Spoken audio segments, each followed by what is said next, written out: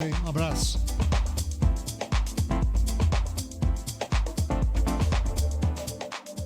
O Mauro vai participar do GTAP remotamente. Mauro, você me ouve? Ouço sim. Bom dia. Bom dia para você. Como é que você está? Você está em Piracicaba, é isso mesmo? Exatamente. Mauro, é um prazer tê-lo aqui no GTAP conosco. Conta pra gente, resumidamente, rapidinho, antes de eu te entregar o palco, o tema da sua palestra. Bom dia a todos. Kelly, muito obrigado pelo convite e também para todos os demais participantes aqui. É uma honra contribuir um pouquinho da nossa pesquisa aí para o nosso público aí que está aí nos assistindo. A ideia central hoje é nós fazermos uma projeção, né? Claro que ainda é bastante cedo para nós batermos o martelo qual será o valor final do nosso custo para 22, 23, mas a dar um ensaio, né? Qual é, vamos falar assim, o nosso teto e o nosso piso que nós devemos monitorar, dado a grande certeza que nós vivenciamos durante todo o ano de 21 e desde o início de nosso ano de 22. Então a ideia é essa daí, para ser um bate-papo bem breve aí. Não tenho dúvida que será muito proveitoso, como foram os anteriores. Mauro Ozaki, o palco é todo seu. Muito obrigado. Vamos lá então, Sueli. Bom, a ideia já, como já foi apresentado, nós vamos mostrar um pouquinho mais sobre o que tem acontecido nesse ano de 2021 e 2022, mostrando a expectativa aí da nossa produção da safra 22, 23. O que nós temos aí, claro, que todos que estão acompanhando o mercado de custo de produção e também na área de produção agrícola, observa nesses últimos anos aí uma elevação dos preços dos insumos agrícolas, em especial fertilizantes.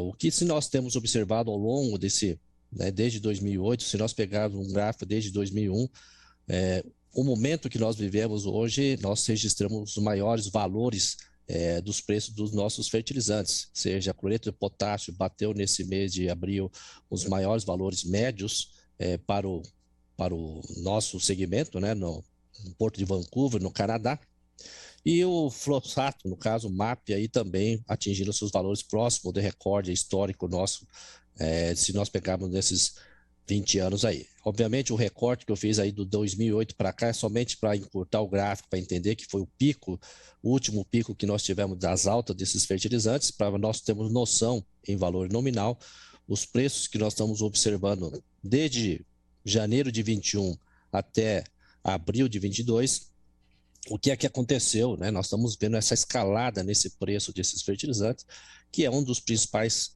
itens que compõem o nosso custo de produção, seja soja, seja milho, o que pesa muito mais para a nossa estrutura de custo de produção. Então, com esse gráfico, eu começo a ideia da introdução de que, bom, isso vai trazer um impacto e como é que isso traduz ao longo do tempo para nós aí, tá? Em seguida, nós temos aí um gráfico mensal, né, mostrando aí para o caso do milho verão, tomando como base a região do Paraná e região de Garapuava, uma região importante na produção de milho verão, em que nós temos aí excelentes produtores aí com alta tecnologia, assim como a região de Castro, tá, produzindo esse milho aí. A história, né, mostrando desde 16 até agora, abril de 22, como se nós tivéssemos aí, nesse caso, evolução mensal, né? Se eu comprasse todo mês o adubos e todos os outros itens que compõem o custo de produção e vendesse no mesmo mês, qual seria mais ou menos a minha rentabilidade e meu custo de produção. Então, ao longo desse período que nós estamos fazendo esse recorte de 16 até abril de 22, nós observamos que até o ano de 20, a nossa receita bruta, que está em ponto escuro aí no caso, às vezes ela pagava o custo de produção, às vezes não pagava o custo de produção. De 20 para cá, né, nós começamos a mudar um pouco esse cenário, nós começamos a ter altos os preços dos milhos e que com a nossa produtividade que nós fomos buscar, com essa eficiência técnica, conseguimos ter receita bruta que fosse suficiente para saldar o nosso custo total. Isso mostra, né, uma mudança muito grande já apresentada pelo Ivan, muito bem aí estruturada a questão da mudança estrutural da formação de preço que nós temos no milho e que vem refletindo na rentabilidade do produtor. Obviamente, nesses últimos 2 anos aí mudou bastante a dinâmica do que nós estamos observando em termos de rentabilidade, no caso para o milho verão. E não é diferente, pegando outra região de referência para milho segunda safra, a região de Sorriso, né, que normalmente o preço do milho lá é bastante baixo, se comparado, né, com outras regiões brasileiras, dada a sua distância em relação ao porto. É obviamente que o série histórica retrata aí ainda, né, o que era o momento sem a saída pelo Arco Norte do Brasil, agora com nova saída da Arco Norte, com o estabelecimento de indústrias locais dentro da região da 163, mostra, né, outra realidade, né, da construção e da formação da rentabilidade, mostrando também de 20 para cá, né, que nós começamos a ter uma receita bruta, pelo menos a expectativa, seja melhor do que o nosso custo de produção, ou pelo menos o orçamento que nós estamos monitorando. Isso mostra bastante a mudança, né, que nós tivemos nesses últimos 20 anos na produção de milho no Brasil, nesses dois grandes polos produtores aí de referência, tanto para verão quanto para milho segunda safra. E pensando, né, mais especificamente, o que nós podemos esperar para 22, 23, o exercício que foi feito aqui é pegar um preço de um período, obviamente que aqui ainda é somente uma análise de uma projeção, entendendo como pode ser 22, 23, obviamente aí a enquete mostrando que muitos produtores ainda têm uma certa quantidade de fertilizantes a comprar, tá? Isso mostra para nós um susto, né, que muitos produtores acabaram tomando quando você vê uma variação de fertilizantes, obviamente aqui um valor médio de várias praças aqui que nós monitoramos, tá? De 93% comparado 22, 23, comparado com 21, 22, uma estimativa desses orçamentos. Tá? Fertilizante, pega o herbicida também, é outro item que subiu muito, o glifosato em especial, foi o que mais impacta no caso do grupo dos herbicidas. E quando nós vamos somando isso com o preço da alta do diesel e etc., nosso custo operacional efetivo, que seria o desembolso do produtor para a safra milho-verão, projetado parcialmente ainda, né, para 22, 23, aí um impacto de quase 50% do nosso custo operacional efetivo. Então, isso é um baque muito grande para um produtor, né? De uma safra para outra, você vê praticamente dobrar, né, seu custo de produção.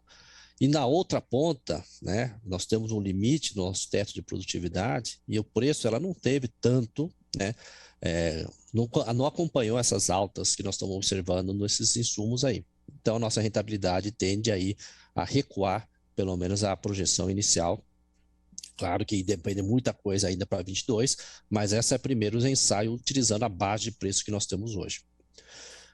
Na outra projeção, um pouquinho mais além ainda, né? Nós vamos ter de 22, 23, usando os preços aí desses primeiros 3 meses que nós temos de fevereiro até abril, né? Entendendo um pouco mais para 22, 23 aí. Tá?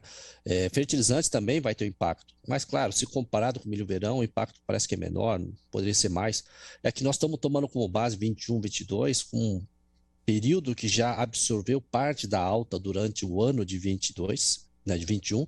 Então, a variação, né, a diferença entre o que nós estamos projetando para 22, 23 em relação ao produtor que deixou para a última hora a compra no milho que está em safra agora, né? Ela vai ficar menor essa variação. Mesmo assim, o impacto é grande, de 43%. Tem a absorção também dos fertilizantes, herbicidas de 63%. E, no geral, aí, né, projetando aí o valor final, o impacto no custo operacional efetivo, ela soma 23% aí. E a receita líquida operacional aí também deve mostrar um certo recuo. Claro, nós estamos assumindo tudo mais constante aí, ceteris paribus aí. Bom, agora, se nós entendemos a questão da evolução desse custo em valor nominal, obviamente que nós sabemos que o custo com o fertilizante, no caso, exemplo aí, o caso do milho-verão para Castro, aumentou quase 5 vezes, né? De 16 até essa projeção para 22, 23, aumentou significativamente esse custo nominalmente. E quando nós pegamos, né, o valor de 21, 22, né, que nós temos aí, com o que nós estamos projetando para 22, 23, a alta do fertilizante praticamente é o dobro, né? Obviamente que nós temos essa alta, né, desses estamos observando a alta desses custos por reais por hectares aí, né? Nós estamos vendo aí valores aí atingindo próximo de quase 14, ultrapassando 15 mil aí, reais por hectare, quando fala em custo total, assumindo também o custo oportunidade da terra, tá? Aí, no caso de fazer todos os pagamentos econômicos aí, para ver se realmente a atividade é rentável, tá? Nós observamos que nesses anos aí, a receita bruta foi superior, né, ao custo total. E traz aí para nós aí no gráfico à direita aí, mostrando que a rentabilidade ela foi superior, aí, foi positiva. Mas nos preocupa um pouco porque ela vem, né, desde projeção de 21 para 23, a gente vê que ela vem para recuando, né, em função da alta que nós tivemos desses principais insumos, né, e ainda, né, os preços ainda estão patamares elevados, preços dos produtos agrícolas, mas o que nós tivemos aí de elevação desses insumos está comprimindo um pouco essa rentabilidade. Agora, em termos de relação de troca, que é o poder de compra do produtor, que muitas vezes é o nosso principal indicador para nós monitorarmos se a nossa capacidade de financiar a nossa própria lavoura está positiva, mostra que 22, 23, parcialmente, nós temos aí valor aí estimado para, no caso de Castro, 120 sacos de milho para pagar o custo operacional efetivo, seria o custo nosso variável aí. E se eu colocar todo o custo da fazenda, todos os custos administrativos e também o custo da terra, são 175 sacos de milho para pagar todo o custo total, tendo que historicamente nós estamos muito próximos de quase 200 sacas por hectare aí, né, no caso, para pagar esse custo, produtividade na região de Castro. Então, isso mostra, a princípio, né, que 22, 23 mesmo, com a elevação de custo de produção, a nossa relação de troca em saca de milho está muito próxima da nossa média histórica, né, assusta pelos valores que nós estamos praticando. Obviamente, o valor que nós estamos projetando para 22 e 23, ela é maior desde 18 e 19, tá? Então, o que nós estávamos acostumados é que cada ano que nós estávamos passando o valor desse, né, de saca de milho necessário para pagar o custo de produção estava ficando baixo e de repente a gente vê esses valores quase dobrar, tá? Então, isso traz um sinal de assusto, um pouco de susto, mas não muito fora da nossa realidade histórica. E quando pegamos o caso mais de Sorriso, né, que é uma região mais distante, a história também não muda muito. Só que lá, né, eu sempre brinco que Sorriso tem um dos menores preços de milho do mundo, né, por conta da distância onde ela está aí dentro do Brasil. Ela tem aí, normalmente a gente sabe que historicamente ela não conseguia remunerar todo o seu custo, né? Sempre tinha aí pagava o custo variável e às vezes não conseguia cobrir todos os demais custos econômicos que nós temos. E historicamente isso veio mudando nos últimos anos e agora nós começamos a ter, né, história de que eles estão conseguindo, em algumas situações de propriedade, pagar seu custo total aí da sua produção. Isso vem mudando nos últimos anos, né? Vem trazendo nova realidade para essa região do Centro-Oeste, né? Que dentro do sistema soja mais milho é positivo, mas sempre nós tínhamos, né, histórico de levantamentos e que nós tínhamos sempre um levantamento negativo para o saldo econômico era negativo para a cultura, o sistema positivo. Mas quando nós avaliamos em termos de lucratividade, né, em termos de relação de troca, que também é o parâmetro nosso aí, 21, 22 ela está em andamento. A gente estava estimando aí, projetando 90 e poucos, 95 sacos, mas a gente já sabe aí pelas notícias que estão circulando e a gente está confirmando esses valores, provavelmente essa produtividade não se confirme, ela vem um pouquinho mais para baixo. Mesmo assim, os valores que estão sendo estimados, isso daí vai ser ajustado conforme o nosso levantamento deste ano ainda. Nós estamos estimando, né, a princípio 53 sacas de milho para pagar todo o custo operacional, 68 para pagar o custo total, mas, né, uma produtividade de nivelamento seria isso para a safra 21-22. Obviamente que ainda tem alguns meses, alguns dias, né, vamos falar, para definir, já a gente sabe que a projeção não é das mais positivas como nós esperávamos no início do ano. E 22, 23, que é a nossa projeção para o ano que vem, um pouco, vamos falar, forçar um pouquinho aí a nossa visão aí para tentar enxergar para onde nós estamos caminhando.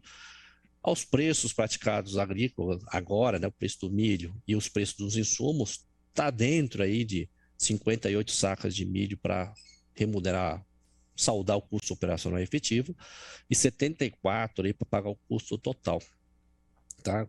Obviamente que ainda tem toda uma história para setembro, a partir de setembro desse ano, para nós realmente termos noção se realmente nós vamos conseguir consolidar esses valores, mas é o primeira luz aí para nós termos noção do que vai acontecer, pelo menos o primeiro exercício nosso aqui. Historicamente, se nós olharmos 22, 23, ele está, né, muito próximo aí dos valores, né, a necessidade de milho para pagar o custo operacional efetivo e custo total, ela está bem baixo nessas últimas 5 safras aí por conta do valor do preço do milho, né, o que traduz para nós aí todo esse ânimo, né, com relação à nossa cultura aí na região do Cerrado, que cresceu muito desde 2010 para cá, né, com toda a mudança que nós viemos observando aí.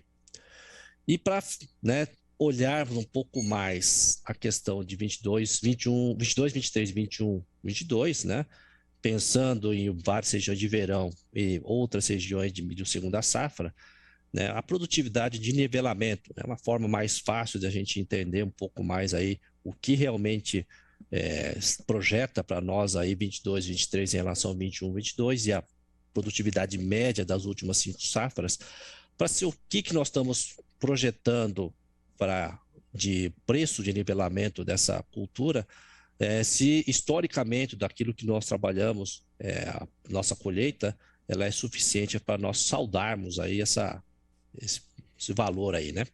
Então a ideia de, se eu pegar aqui no milho verão, a barra verde é o custo operacional total, né? Então só tem um erro aí da grafia, e o custo, e a amarela, custo operacional efetivo. Tá? E a barra aí, a produtividade média aí para as duas safras, assumindo as duas iguais aí. Bom, em todo caso aí a gente vê que, no caso aí de Garapuava, por exemplo, 120 sacas, né, de milho para pagar todo o custo operacional efetivo, no caso, para Garapuava, para custo operacional 22, 23 e 176 no caso para pagarmos aí o custo total. E historicamente a produtividade sempre próximo de 200 sacas por hectare. Então, o retrato que traduz para 22 e 23 nas principais regiões produtoras, Paraná, Santa Catarina e Rio Grande do Sul, traz aí que a produtividade média que nós temos historicamente nas últimas 5 safras, perto dos preços praticados hoje por milho, e se nós aí conseguimos pegar um período de compras aí desses insumos que nós estamos comprando, ainda está dentro, né? A produtividade nossa, teoricamente, ela consegue saldar esses custos nossos. Óbvio que toda essa nossa essa expectativa vai depender da nossa condição climática, né? Que esse ano nós tivemos uma frustração ruim, né? Em função da estiagem que nós tivemos no período, e toda essa planejamento, essa nossa expectativa vai para água abaixo, porque você não colheu o suficiente para pagar o custo operacional efetivo. Mas, né, esse é o primeiro exercício nosso aqui. Tá? Então, efetivamente, 21, 22, nós vamos confirmar esses valores aí nos próximos dias aí, fazendo o levantamento a campo aí no caso. No caso de milho safra, segunda safra, também pegando 5 regiões, né, de cada região importante, Paraná, Rio, Goiás, Mato Grosso do Sul, Mato Grosso e também no Triângulo Mineiro, tá? Mostrando para nós aí quantidade de saco de milho necessário para pagar esse custo operacional efetivo, que é o desembolso do produtor, e o custo total aí na cor azul aí que nós temos, azul mais escuro. E em barras aí, uma linha, você vê a produtividade média dos últimos 5 safras. De forma geral, o que a gente vê é que toda a expectativa que nós temos ainda para 21, 22 é que se consiga pagar esse custo, né, com a produtividade média se espera. Obviamente que esses números serão todos revisados, principalmente para 21, 22, por conta da seca que nós estamos observando em algumas regiões produtoras, e que possivelmente vai ficar muito próximo aí do equilíbrio de saldar esse custo operacional total aí, o custo total aí. Óbvio que os preços também vão se ajustar, caso o produtor não tenha feito nenhum contrato ou venda antecipada, alguma coisa nesse sentido, que tenha fixado esses valores aí. Se for vender valor spot com uma certa produtividade, né, esses números vão alterando de caso a caso aí. Então, uma regra geral, né, uma visão geral, mostra para nós 22, 23 um ano complicado, né, por conta dos preços dos insumos agrícolas que nós temos observado, né, que traz para nós aí uma expectativa, uma incerteza muito grande, mas nada diferente do que nós já vivemos no passado, né? Se nós pegarmos a nossa relação de troca, que é o nosso poder de compra, a gente vê que historicamente está muito próximo daquilo que nós vivemos num período mais estável, com mais certeza das coisas que nós tínhamos visualizado. Tá? Então, o momento, é claro, é de cautela, óbvio que a situação não está tão claro, mas não é nada excepcional, né, que a gente possa ficar tão preocupado a ponto de ficar desesperado. Acho que manter a calma nesse momento aí. Bom, e para entendermos, será que nós somos tão competitivos quanto toda vez nós falamos que o Brasil é importante na questão do cenário internacional? E aqui só fiz dois quadros provocativos aqui para nós, e depois para nós iniciarmos nosso debate, mostrando para nós aqui os principais players aí selecionados, Estados Unidos, Argentina, nós do Brasil e dois países do leste europeu aí, a Ucrânia e a Rússia, né? Mostrando os dois grandes players aí de exportação de milho, Brasil e Estados Unidos, a Argentina também e a Ucrânia, que é um grande exportador também. Então, se nós pegarmos em barra laranja aí, no caso, nós temos o custo, né, do dólar por tonelada do milho, dessas médias das últimas 5 safras que nós monitoramos junto com outros pesquisadores internacionais aí, tá? E que compartilhamos esses dados para entendermos o que está acontecendo em diferentes regiões produtoras do mundo. E nós temos aqui que a região tanto da Argentina, que tem um dos custos competitivos, mais competitivo em dólar por tonelada, tá? E também no leste europeu, né? Nós vimos aí, ó, pega a região da Ucrânia, na região de Pótava ou na região oeste da Ucrânia, próximo de 82 no caso da região de Pótava e 62 dólares por tonelada para se produzir na região oeste da Ucrânia. Tá? E de ponto vermelho seria o valor que eles estão recebendo por tonelada. Então, nisso daqui deixa bem nítido para nós que a região de leste europeu, principalmente Ucrânia, Rússia, né, que nós estamos aí na região do Black Soy aí na Rússia, eles recebem equivalente ao preço de Chicago, e eles têm um custo extremamente baixo, o que dá uma margem para eles enorme quando comparado com nós aqui do Brasil. Tá?